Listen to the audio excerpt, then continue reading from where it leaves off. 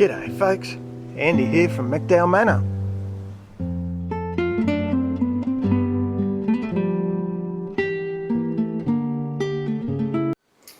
G'day, I thought today we might have a little look at some cheese that I've been making. I haven't done a cheese video for a while, so I thought, since I've got a good haul on the way for Christmas, I'm hosting a family Christmas party this year, so I do like to have a bit of a haul of cheeses to amuse everybody.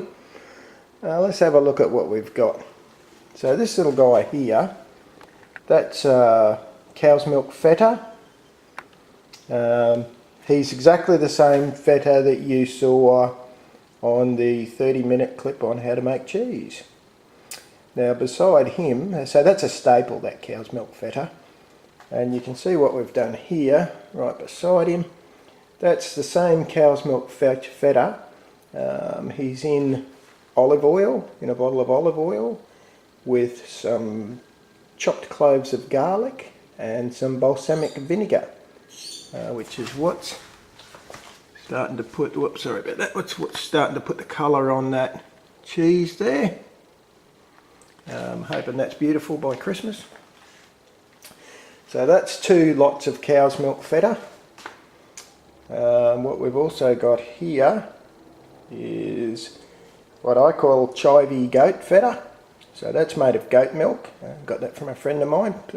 Thanks for that, Paul. Much appreciated, brother. It's made with exactly the same recipe. What's interesting about that is it's a much drier, completely different texture to the cow's milk. I think you can maybe see along this top edge, it's shiny, much moister kind of cheese, the cow's milk one. I really like the goat's milk feta. Beside that, we've also got a goat's milk boucheron. Now that's a relative of the camembert or brie, uses the same moulds.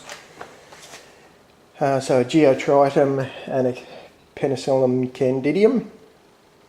You can see he's got a lovely texture as well.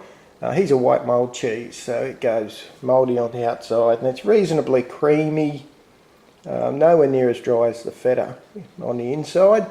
Quite like it. Gee, I tell you, the 2 goat's cheeses completely different tastes, as you'd expect. Now I'm going to turn this off for a second and I'll show you a few more cheeses I've got on the go. Got here is my what I call Brisbane Nutty White. It's made from a Jarlsberg recipe.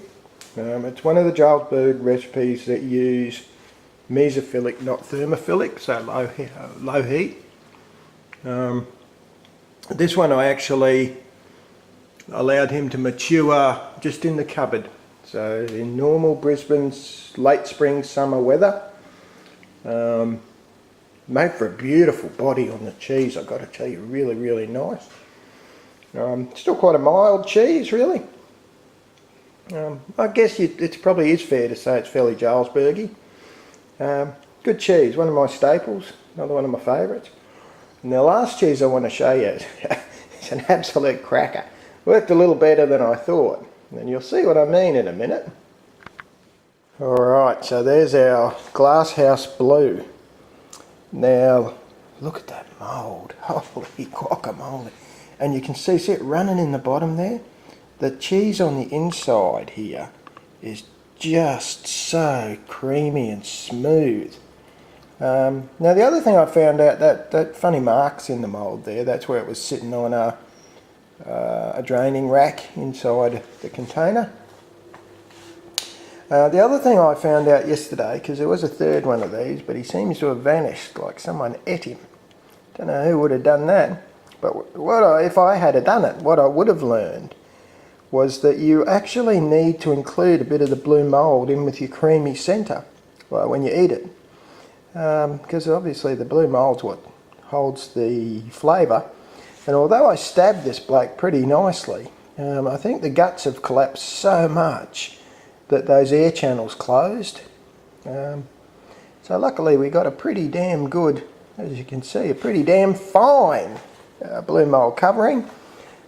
So we can get a little bit of blue mould in with our creamy cheese and It's magnificent, folks. I've got to tell you, you've seen this one before. There's a video on how to make him as well. If you haven't seen that and you're vaguely interested in cheese making, start with the feta one, because that teaches you everything from way to go. Yes, it is a bit long at 30 minutes, but it's pretty much an entire cheese making class in a video. And then there's a much shorter clip where it shows you how to make this fella and talks about the penicillin rock 40 bacteria that you add to the milk to get the blue mould.